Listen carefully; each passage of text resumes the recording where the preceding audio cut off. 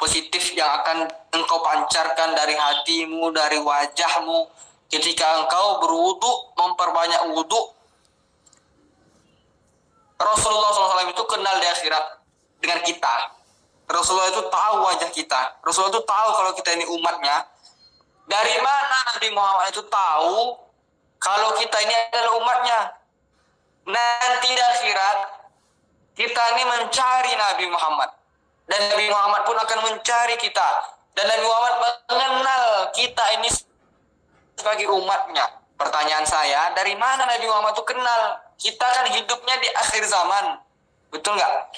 Kita hidup tidak di zaman Nabi, tapi Nabi Muhammad kenal itu adalah umatku. Kata Rasulullah apa? Aku akan mengenali umatku dari bekas air wuduknya.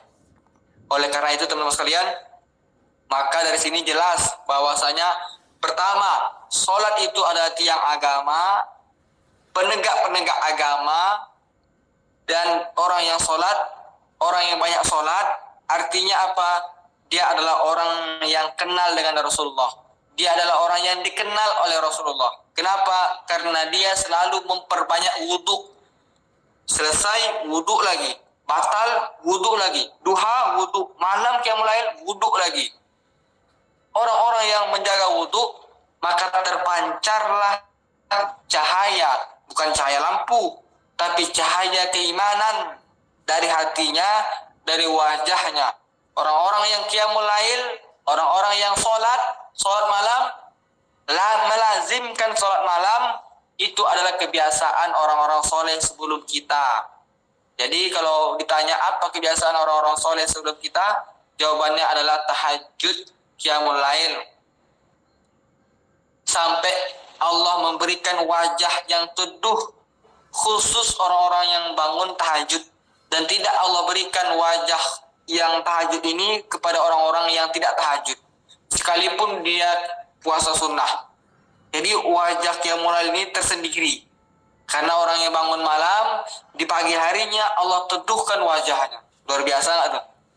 Ketika ada orang memandang, Masya Allah, begitu indah wajah orang-orang yang tahajud. Makanya Imam Al-Hasan Al-Basri ketika itu ditanya, wahai Imam, mengapa orang-orang yang tahajud itu wajahnya indah dipandang, wajahnya menyejukkan hati ketika dipandang? Apa jawab Imam Hasan Al-Basri? Wahai sahabatku, bagaimana tidak? Bagaimana mungkin tidak bercahaya? Sedangkan Allah menurunkan cahayanya di sepertiga malam. Allah menurunkan cahayanya di sepertiga malam, dan dia bangun menjemput cahaya itu. Bagaimana mungkin dia tidak bercahaya? Pasti bercahaya, karena dia menjemput. Sedangkan orang yang tidak tahajud, dia cahaya Allah di malam hari itu datang, tapi dia tidak mengambil cahaya Allah. Oleh karena itu teman-teman sekalian, pertama sholat, amalan yang paling berat. Amalan yang paling berat sholat. Cukupkan 2 ya, habis jam. Kita batasi sampai jam 9. Amalan yang kedua adalah yang kita lakukan pada saat ini. Apa dia? Berjalan menuntut ilmu. Apa teman-teman? Berjalan menuntut ilmu. Pertama tadi sholat di awal waktu, amalan yang paling berat. Amalan yang paling berat yang kedua adalah menuntut ilmu. Oh, berat Ustaz, berat. Ada orang yang mengatakan atau bukan tuh? Perjalanan yang paling berat adalah masjid. Betul nggak? Itu betul. Tapi ada yang lebih betul lagi dari itu. Itu salah, itu nggak salah. Betul memang. Perjalanan yang paling berat adalah perjalanan sholat berjamaah ke masjid, adalah perjalanan ke masjid. Tapi ada yang perjalanan yang lebih berat. Yang benarnya apa? Yang benarnya adalah perjalanan yang paling berat adalah perjalanan menuntut ilmu. Orang kalau ke masjid, anak TK pun ke masjid. Orang kalau ke masjid, anak SD pun ke masjid. Tapi kalau orang mau menuntut ilmu, pergi ke majelis ilmu, pergi ke kajian zikir, kajian ilmu, kajian hadis, kajian sirah nabawiyah. Ini bukan anak kecil, ini bukan anak SD, ini adalah orang-orang pilihan, orang-orang yang ingin. Inilah perjalanan yang terberat. Perjalanan terberat, catatan nih, nanti buat captionnya. Di foto captionnya nanti, perjalanan terberat adalah perjalanan menuju majelis ilmu. Dimana kalau kita dapatin ilmu, itu syaitan takut. Syaitan itu lebih takut kepada orang yang berilmu daripada orang-orang yang rajin ibadah. Rajin dia sholat ke masjid, rajin dia qiyamul lail, tapi dia tak ada ilmu. Maka syaitan ini lebih takut. Karena itu godaan syaitan itu energi yang paling kuat itu kapan digunakannya?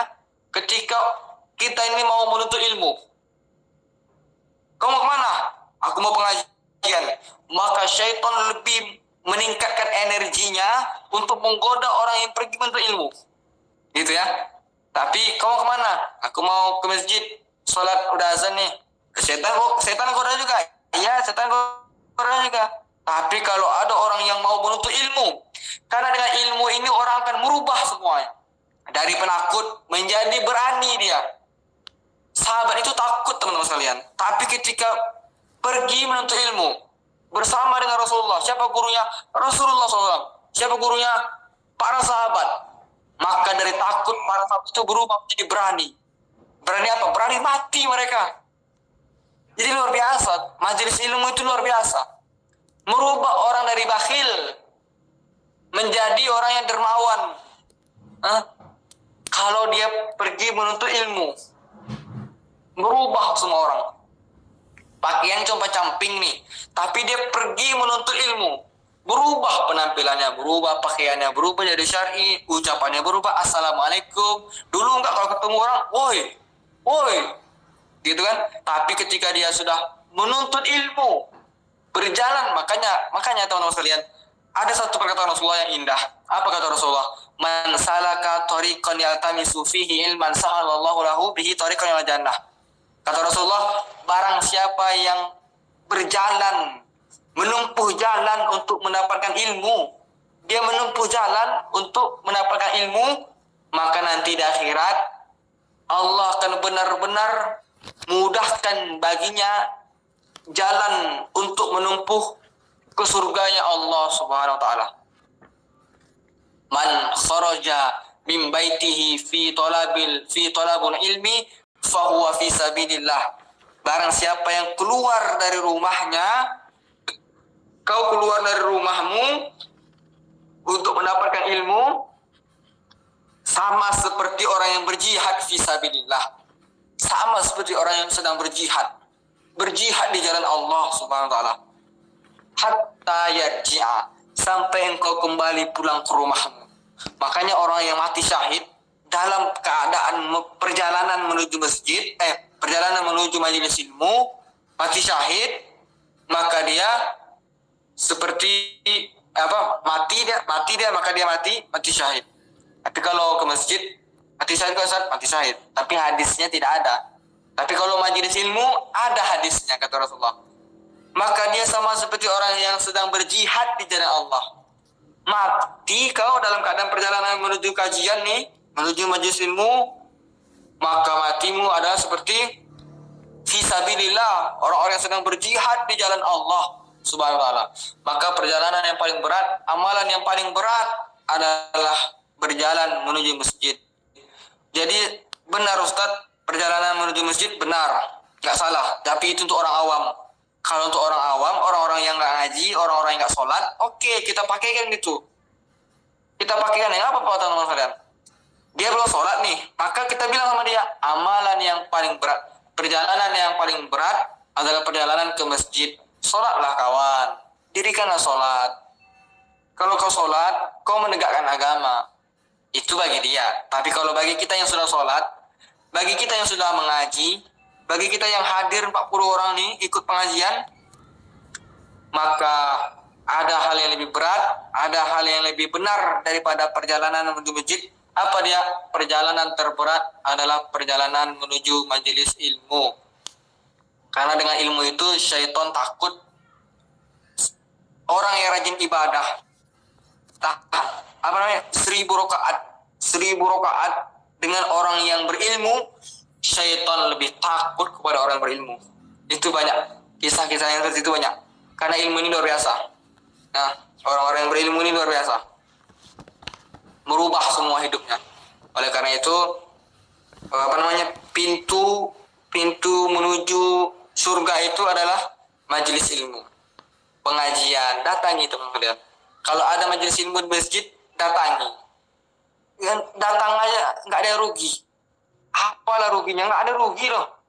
Ustaz, saya tidur, Ustaz, rugi lah, nggak dengar. Nggak rugi juga loh. Itu kata Rasulullah. Ada malaikat yang mencatat. Ada jutaan malaikat yang berkeliling-keliling tiap-tiap gang. Dicari-carinya. Nyari kajian ilmu, kajian majelis-majelis zikir. Itu tugas malaikat. Dapat dia, oh ternyata dapat dia di sini misalkan, di tempat ini, di musola Nurul Iman ada pengajian, maka kawan malaikat itu punya grup WhatsApp. Gitulah kira-kira ya. Diumumkannya di grup geng WhatsApp malaikat. Wahai malaikat-malaikat, kalian sibuk mencari majelis ilmu kan?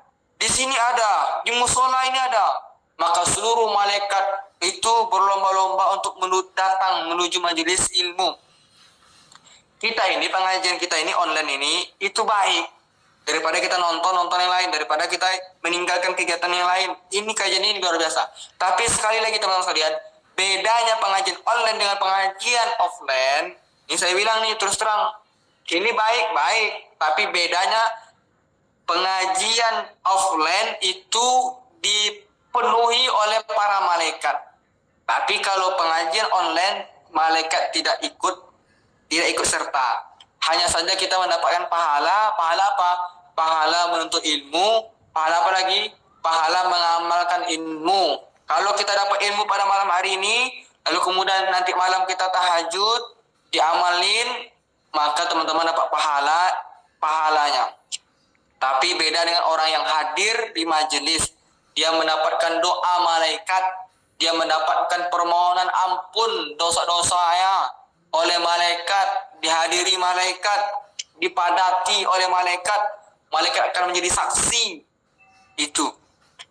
Wallahu alam bishawab. Udah jam 9 pas. Silakan teman-teman sekalian yang ingin bertanya, saya kembalikan kepada moderator.